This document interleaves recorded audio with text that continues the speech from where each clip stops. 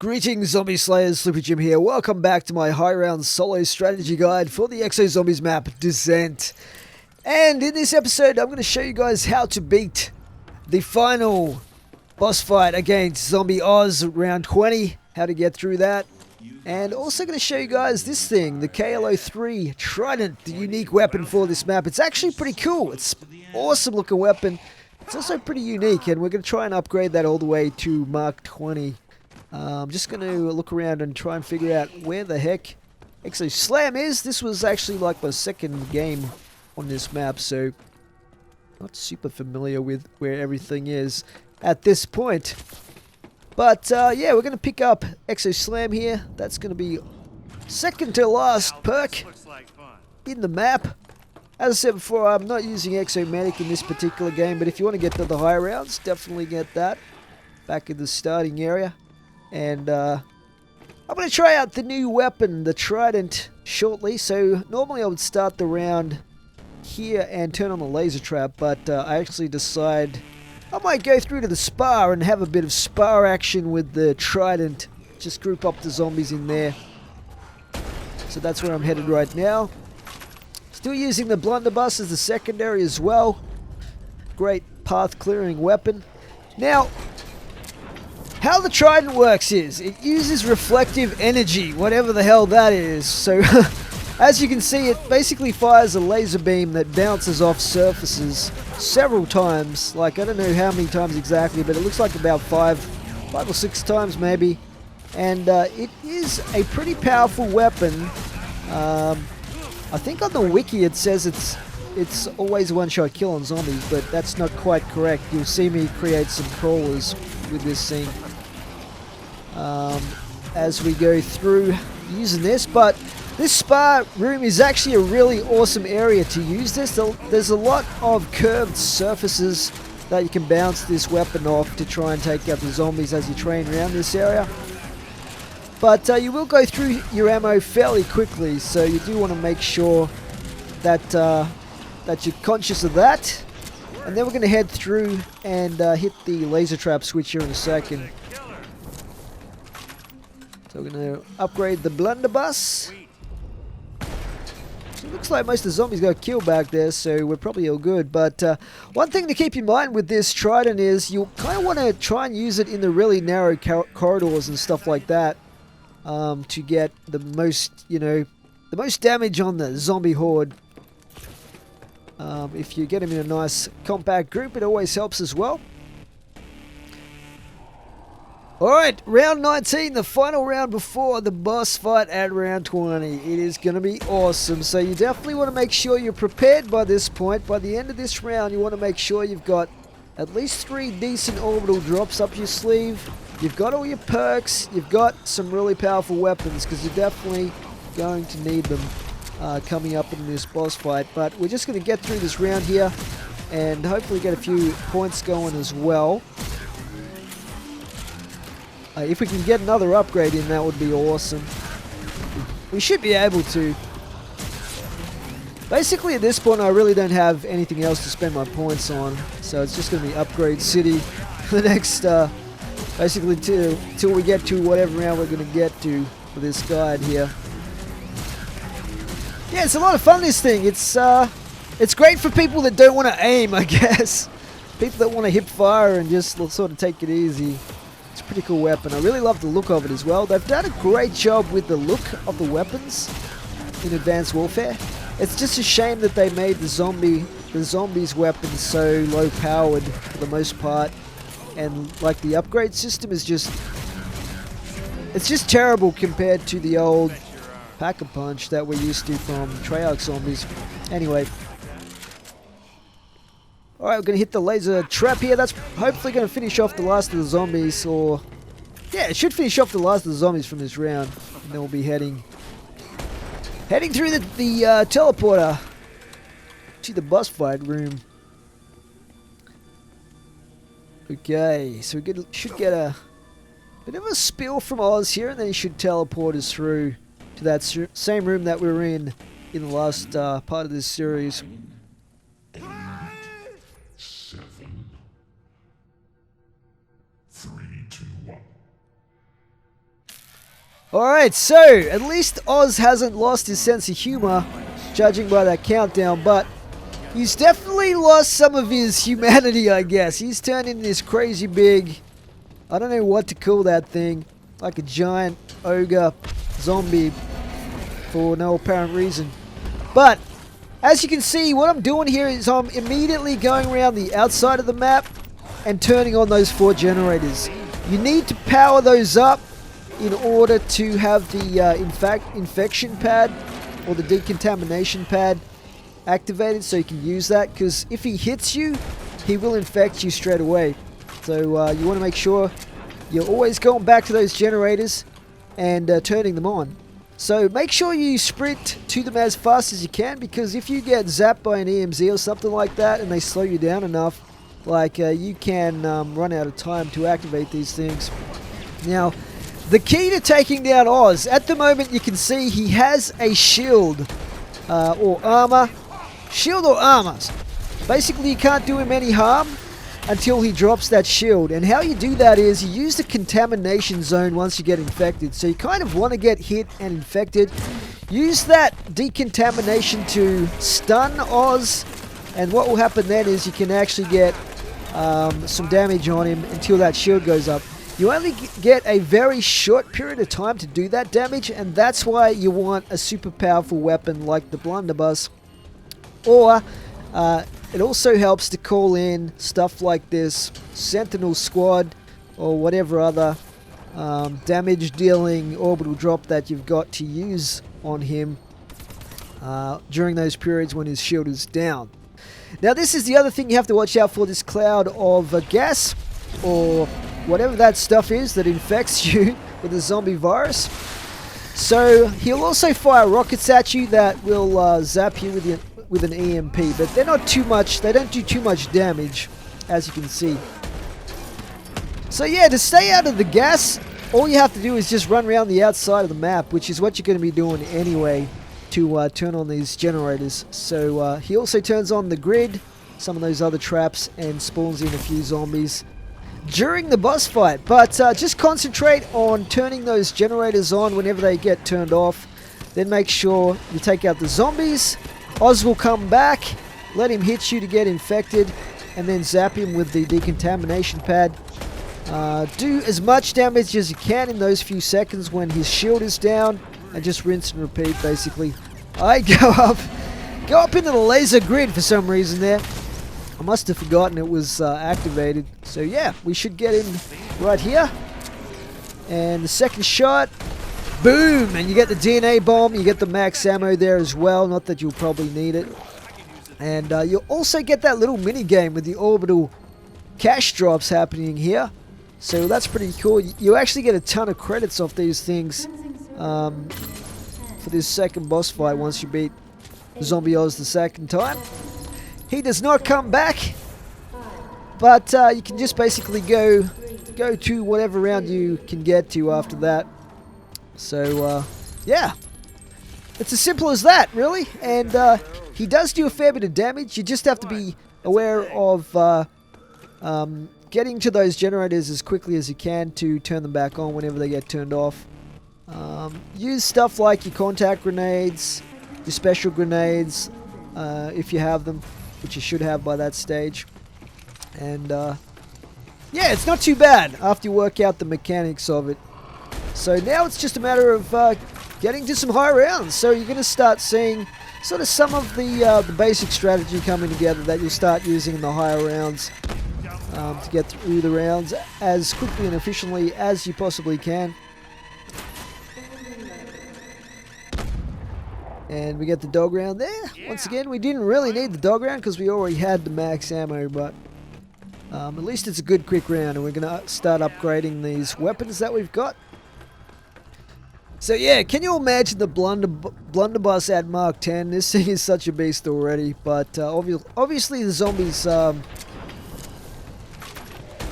get tougher to kill the higher the round you get to, so it's really great having the luxury of upgrading your weapons on the way to Mark 20, because you get that max ammo. But later on when they are at the max level, you do start running into ammunition problems. So you just have to be aware that eventually you'll have to start relying on the traps anyway, if you get to the really, really high rounds. So we're going to have a bit of fun here with the Trident now in the spa. And just use this basic strategy of running around here, firing off a few laser beams, bouncing them off the walls. Now, I did mention in one of the earlier parts of this series that there weren't any new unique zombies to this map that were introduced, unfortunately. And while that's technically true, one of my viewers did point out, I think his name was Epsilon, he did point out helpfully that there is actually kind of a new zombie. The fused zombie was introduced with this map, and what that is two different zombie types fused together. So they have the properties or the characteristics of those two zombies in one zombie. So that's why you will have seen the purple zombies, for example. What they are the teleporting zombies fused with the spiker zombies. And you can also get stuff like the meatbag, EMZ, fused zombie, teleporters with exploders. They're the orange glowing ones. So yeah, just thought I'd clarify that, and definitely appreciate that comment. Yeah, because I hadn't noticed that. So cool. Alright, we're going to start up here again. For round 23, hit these lasers and try and take out the zombies. As they start spawning in more quickly, hitting that trap early is a bit more effective as you get in the higher rounds. And I like to come through that narrow hallway there and just fire off this thing to get a lot of kills while they come through that very narrow space. Oh, we got a max ammo back there, is always good. Fire off the old distraction drone, and we'll make the most of that. So yeah, there's a few things I do like about Exo Zombies. I like how powerful. There's one of those purple zombies I was talking about, by the way. But I do like in Exo Zombies how the grenades are way more powerful than we're used to having in zombies. But this map, I actually really like this map so far. I mean, it's just early days for me playing this right now, but I kind of really like the boss fight because you've got some sort of goal to work towards to getting set up to face that boss fight. And I think they've brought it in so that it happens at a round that most people should be able to get to. Like, most average sort of players should be able to get to round 13 and 20. And somehow I suspect a lot of games are going to end at those two rounds. Until people work out the mechanics of those fights, I guess. And you do kind of have to get fairly decent gear for the second fight. But yeah, it's kind of cool to have those two boss fights. Like, it's not like Extinction where it like ends the whole game after you defeat Oz or anything. But it's pretty cool. I don't mind it at all. Alright, we've got to be, that was the last zombie, so basically gonna rinse and repeat this strategy here. Now probably in the higher rounds when the zombies spawn in super fast, you probably want to start the round in the spa area rather than up here near the trap, and then get them in a nice quick train in the spa location and then bring them through and hit the laser trap on them. Because coming through this spot here can be a little bit risky if they're spawning in slowly, because you'll get a few that will block you off if you go too quickly out of that location. You just have to be a bit careful of that.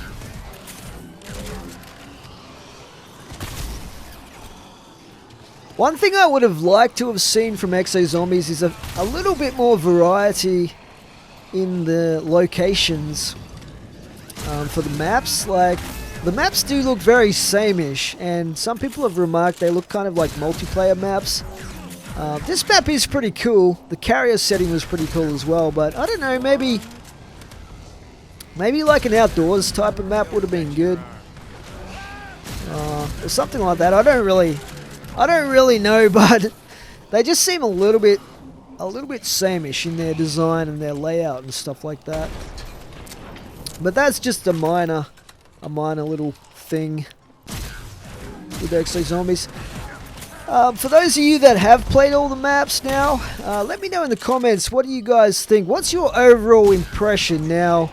We've had quite a few months to play Exo Zombies. Do you really like Exo Zombies now? Do you prefer Exo Zombies over the old Treyarch Zombies and Black Ops 2 or whatever? Or is it still pretty disappointing for you? I'd be interested to know what the general consensus is in the Zombies community.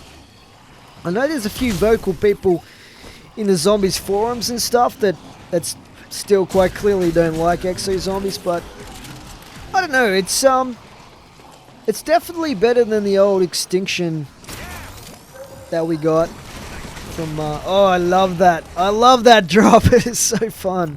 When you've got a massive horde like that, it's epic. But I don't know, even Extinction was pretty good for what it was. I mean, it wasn't zombies, but it was still kind of fun.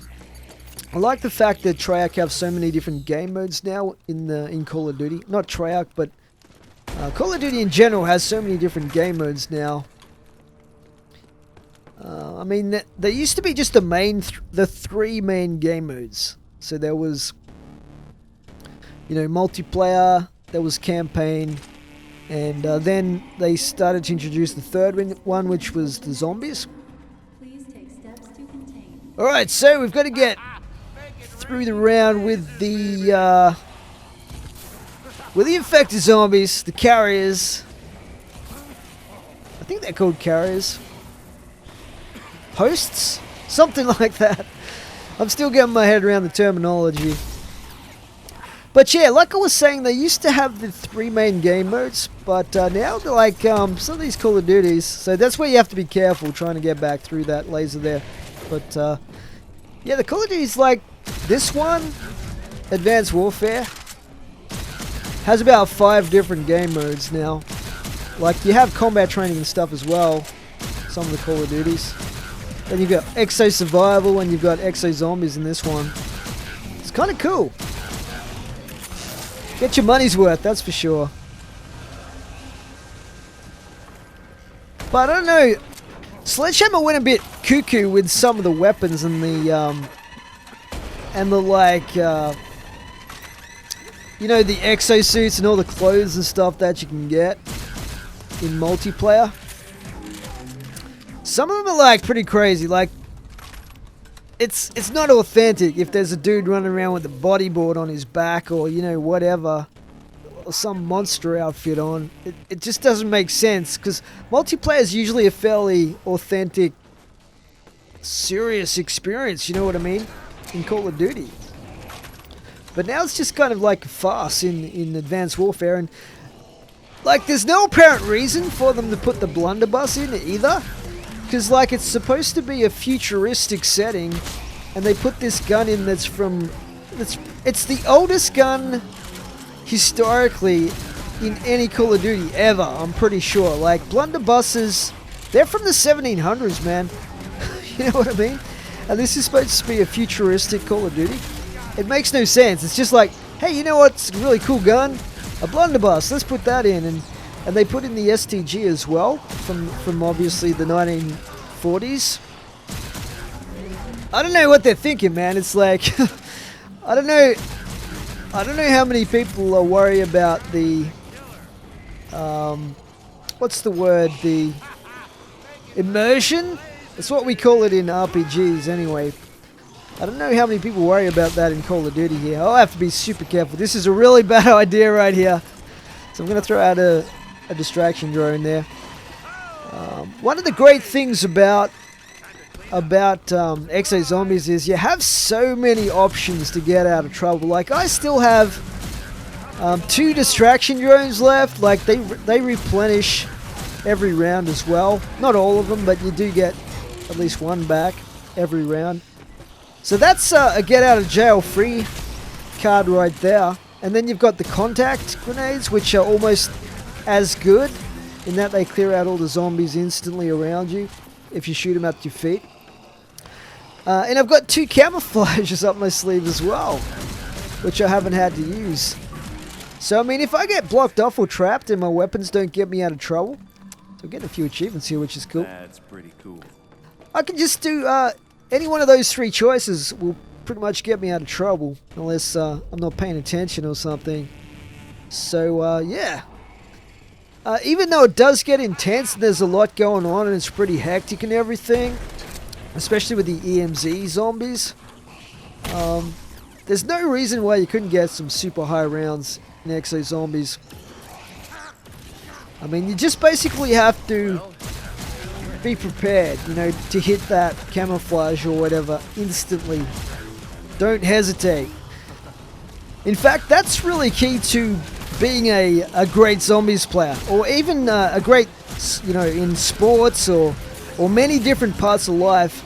The thing that separates good players from great players is the ability to make the right decision instantly, like super fast, faster than anyone else. And the really great players in sports are able to do that. And that, you know, aside from the skill, their physical ability and everything like that, that's absolutely key to being great players. Same applies to zombies. Anyway, guys, that's where we're going to leave this episode for now. We're going to come back for the final episode.